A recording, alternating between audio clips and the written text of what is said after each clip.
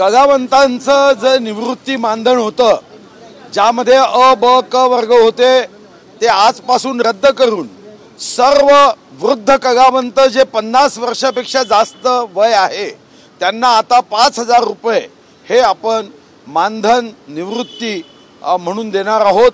यासोबत महाराष्ट्रामध्ये आपल्या फिल्म उद्योगाला चालना प्राप्त व्हावी म्हणून मराठी शूटिंग असेल, हिंदी शूटिंग असेल किंवा इतर प्रांतीय भाषेतलं शूटिंग असेल, आता महाराष्ट्रात चांद्यापासून बांद्यापर्यंत कोणत्याही सरकारी जागेवर, सरकारी कार्यालयात शूटिंगसाठी कोणतंही शुल्क आकारले जाणार नाही। निशुल्क हे शूटिंग त्यांना करता येईल। यासोबत वन विंडो सिस्टीम केल्या जाईल की विविध विभागातून परवाने न घेता शूटिंगसाठी सांस्कृतिक कार्य विभाग माध्यमातूनच वन विंडो सिस्टीम केल्या जाईल। यासोबत एक भारत श्रेष्ठ भारत या भूमिकेतून विश्वगौरव देशनायक नरेंद्र मोदीजींनी या देशामध्ये एकात्मता निर्माण व्हावी आणि यासाठी आम्ही पुढाकार घेत आता तेलुगू, बंगाली आणि संस्कृत साहित्य अकादमीचं आज मंत्रिमंडळाने निर्णयाला मान्यता दिली, ज्या माध्यमातून आता बंगाली, तेलुगू, संस्कृत यामध्ये मराठी भाषेतलं उत्तम साहित्य जाईल आणि त्या भाषेमधलं साहित्य हे आमच्यापर्यंत मराठी भाषेत मराठी वाचकांना सुद्धा उपलब्ध होईल, त्यालाही आपण निर्णय केला। माननीय मुख्यमंत्री, उपमुख्यमंत्र्यांना मी धन्यवाद देईन। 2019च्या अर्थसंकल्पात मी महाराष्ट्र ऑटो रिक्षा कल्याणकारी मंडळाची घोषणा केली होती, पण दुर्दैवाने 2 वर्ष 8 महिने उद्धव साहेबांच्या सरकारमध्ये त्या घोषणेची अंमलबजावणी होऊ शकली नव्हती।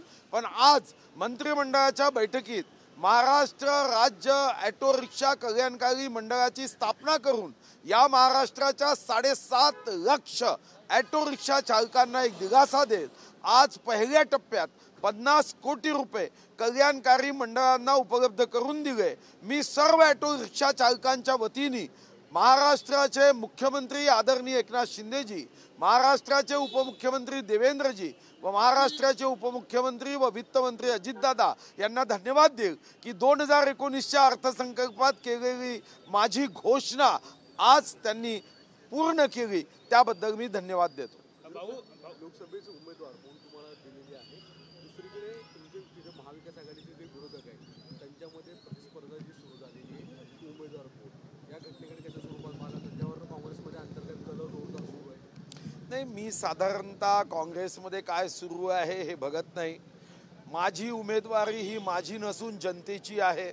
जनतेला ठरवायचं आहे की सत्य असत्य, धर्म अधर्म, विकास विनाश, प्रगती अधोगती यामध्ये कोणाची बाजू घ्यायची आहे। भारतीय जनता पार्टी आणि एनडीएचा उमेदवार म्हणून मी विकासासाठी लढतोय। मला माझ्यासमोर खासदार हे 4 शब्द लागावे यासाठी मी निवडणूक लढत नाही।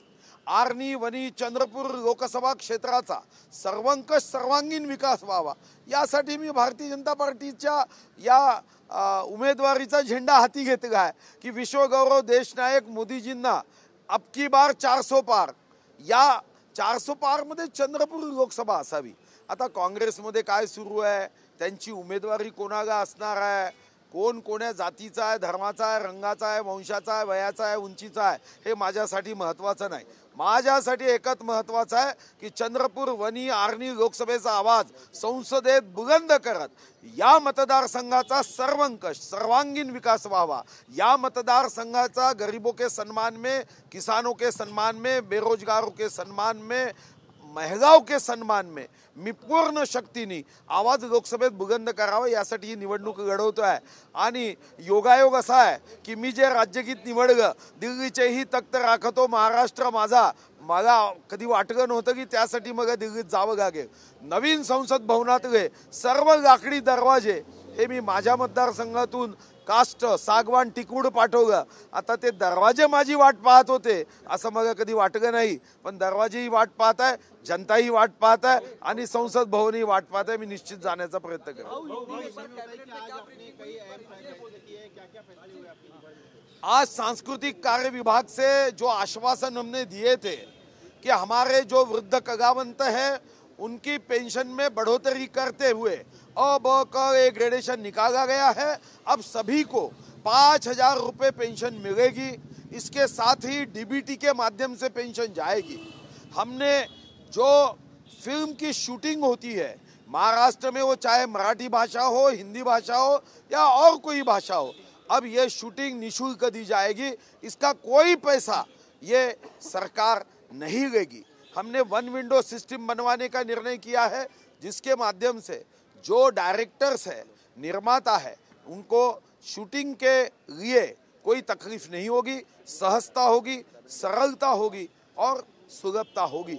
और एक हमने निर्णय किया है, विश्व गौरव युग पुरुष देश नायक नरेंद्र मोदी जी एक भारत श्रेष्ठ भारत की कल्पना करते हैं, तो हमने अभी आज बंगाली साहित्य अकादमी को मान्यता दी है, तेलुगु साहित्य अकादमी को मान्यता दी है और संस्कृत साहित्य अकादमी को मान्यता दी है, जिसके माध्यम से मराठी भाषा का उत्तम साहित्य ये बंगाली, तेलुगु और संस्कृत में जा पाए और संस्कृत, बंगाली और तेलुगु में जो अच्छा साहित्य है वो मराठी में हम उसका भाषांतर कर पाए, जिसके माध्यम से एक भारत श्रेष्ठ भारत की कल्पना पूरी होगी।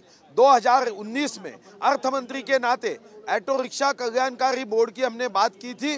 मुझे खुशी है, मैंने मुख्यमंत्री, उप मुख्यमंत्री को धन्यवाद दूंगा कि उन्होंने आज कल्याणकारी बोर्ड को मान्यता दी।